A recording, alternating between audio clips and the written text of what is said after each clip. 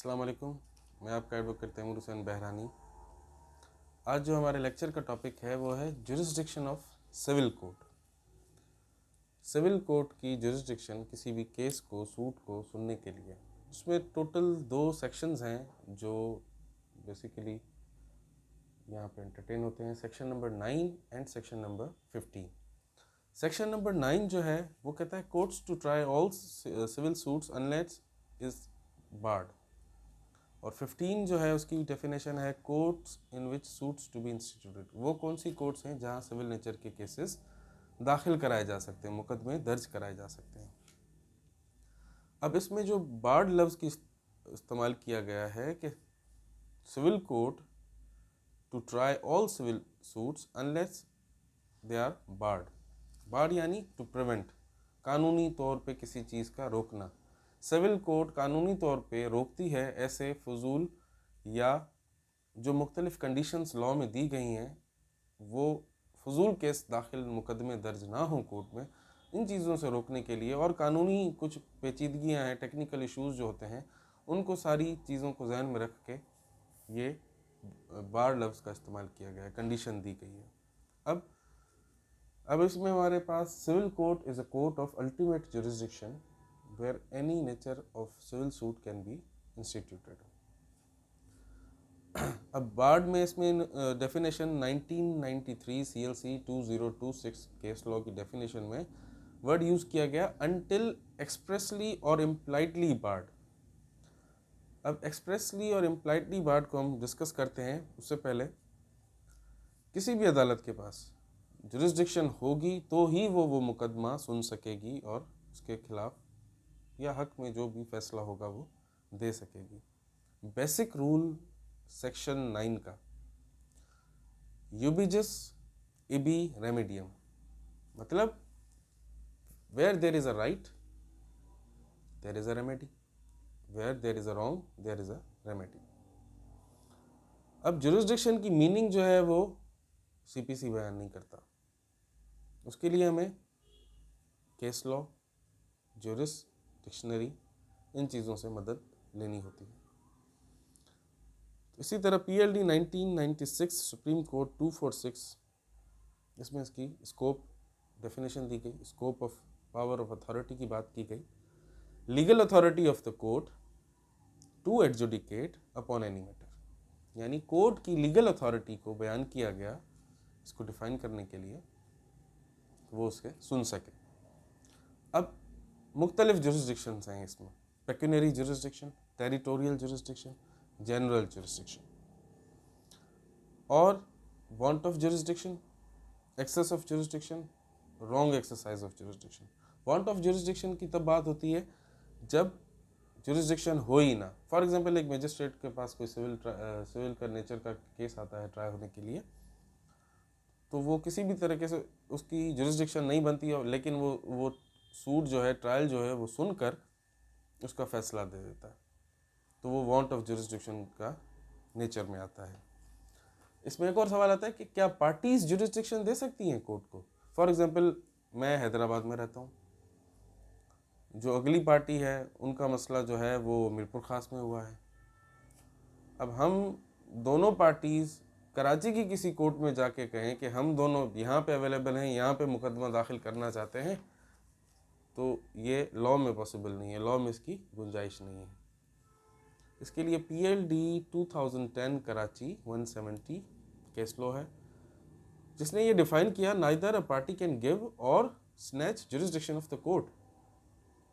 जो pecuniary territorial jurisdiction court की, competent court की है, उसी के अंदर रह के मुकदमा दाखिल सिविल नेचर का किया जा सकता है।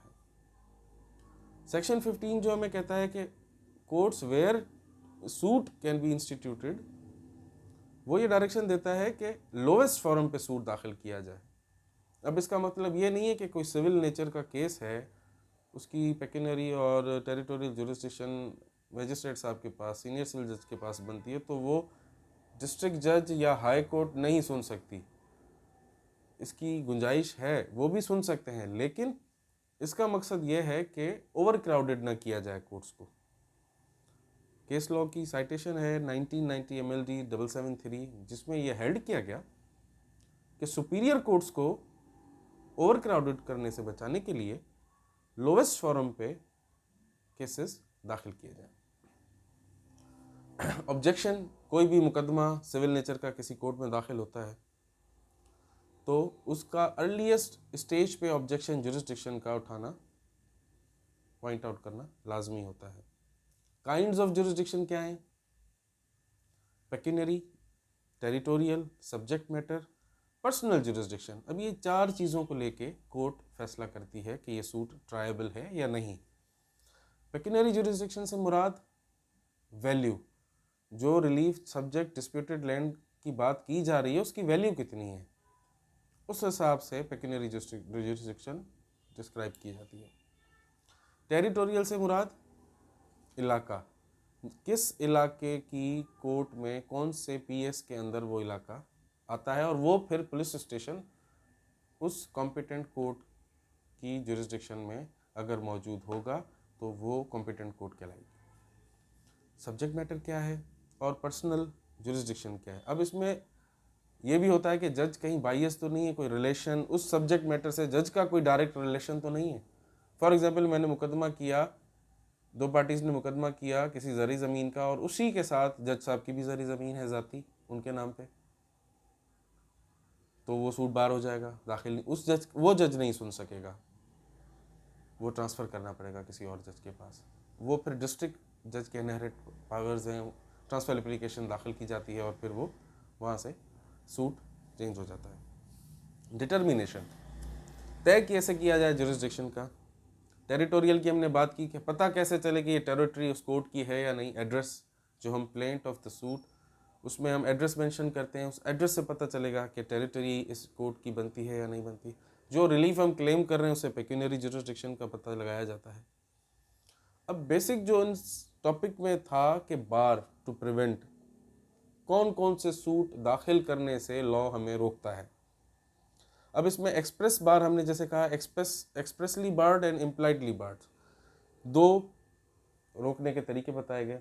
अब उसमें एक्सप्रेसली बार्ड के अंदर एब्सोल्यूट, कंडीशनल और स्पेशल बार्स आ जाते हैं। एब्सोल्यूट के अंदर क्या, एक तो कोर्ट के पास इख्तियार ही नहीं है, दूसरा सेक्शन 11 में रेस जुडिकेटा, यानी वो सब्जेक्ट मैटर जिस पे आप मुकदमा दायर कर रहे हैं वो पहले ही 5 साल पहले, 10 साल पहले एक और कोर्ट सेम पार्टीज को सुन के उस पर फैसला दे चुकी हो, तो वो सूट फ्रेश दाखिल नहीं हो सकेगा। सेक्शन 47 में कोर्ट जो है कुछ क्वेश्चंस डिटरमाइन करती है, उसके बाद यानी फॉर एग्जांपल किसी फ्रॉड के बेस पे कोई डिक्री दी गई हो, फिर वही मसला अगर उसके लिए हम कहें कि हमें फ्रेश सूट दाखिल करना है तो वो नहीं होगा, वो एक्सप्रेसली बार हो जाएगा। सेम कोर्ट में जहां वो केस चला वहीं आपको एप्लीकेशन देनी होगी। देन सेक्शन 144 में है रेस्टिट्यूशन एंड ऑर्डर 2 रूल 2, यानी आपको पूरा क्लेम करना है। फॉर एग्जांपल, मैंने एक पोजेशन और रेंट के लिए सूट दाखिल किया, 2015 से 2020 तक का मैंने क्लेम उसमें मांगना था, तो मैंने उसमें क्लेम मांगा 2018, 19 और 20 का, 2 साल रह गए।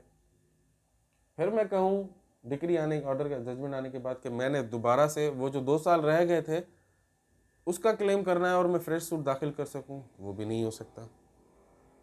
Insolvent order declared by court, order 22 rule 9, ऐसा बंदा जिसको कोर्ट ने ही डिक्लेयर कर दिया कि ये दिवालिया हो चुका है, उसके खिलाफ भी सूट दाखिल नहीं हो सकता। Then order 23 rule 1 withdrawal of suit, यानी आपने एक मुकदमा दाखिल किया और फिर वो आपने बगैर परमिशन, कोर्ट से परमिशन लिए बगैर विथड्रॉ कर लिया, तो भी उसी सेम सब्जेक्ट मैटर पे आप दोबारा सूट फाइल नहीं कर सकते अनलेस, जब तक के आप कोर्ट से परमिशन लें, कोर्ट से ऑर्डर लें to file a fresh suit. यानी ये मुकदमा मैं विथड्रॉ कर रहा हूँ, खारिज करवा रहा हूँ, लेकिन मुझे अपॉर्चुनिटी, मौका दिया जाए कि मैं दोबारा ये मुकदमा दाखिल फ्रेश कर सकूँ। कंडीशन के अंदर, कंडीशनल बार के अंदर सूट बाय एलियन और सूट बाय फॉरेनर, सेक्शन 83-84। अब इसमें एलियन से मुराद या फॉरेनर से मुराद फॉरेन स्टेट्स हैं। अब उसमें 2 कंडीशंस हैं, एक फ्रेंड जो हमारे मुल्क के फ्रेंड्स हैं और मुल्क के एनिमीज़ हैं। तो जो वो फ्रेंड हैं एलियंस या फॉरेन स्टेट्स वो तो दाखिल कर सकते हैं सूट, लेकिन जो एनिमीज स्टेट्स हैं उन्हें फेडरल गवर्नमेंट से स्पेशल परमिशन लेनी पड़ेगी। उसके बाद अब जो इम्प्लाइडली बार्स की हमने बात की, उसमें act, public policy, special tribunals, जैसे हमने बात की पहले सिविल कोड की जुरिस्डिक्शन होलसम थी, अब क्या हुआ, रेवेन्यू को अलग कर दिया गया, फैमिली मैटर्स को अलग कर दिया गया, सर्विसेज के मैटर अगर सिविल कोर्ट सुनती थी तो उसके लिए सर्विसेज ट्रिब्यूनल कायम कर दिए गए, इसी तरह कंज्यूमर के ट्रिब्यूनल कायम कर दिए गए। तो वो जो चीज़ एक्सप्रेसली डिफाइंड है, अमेंडेड है, उसके अलावा बाकी सारी चीज़ों पे, उन सारी चीज़ों पे जुरिस्डिक्शन की बाड़ लग जाती है, रोका जाता है। तो ये हमारा टॉपिक था jurisdiction of the civil court, कि सिविल कोर्ट सिविल नेचर के कौन कौन से केस किन किन कानूनों के तहत सुन सकती है और नहीं सुन सकती। शुक्रिया।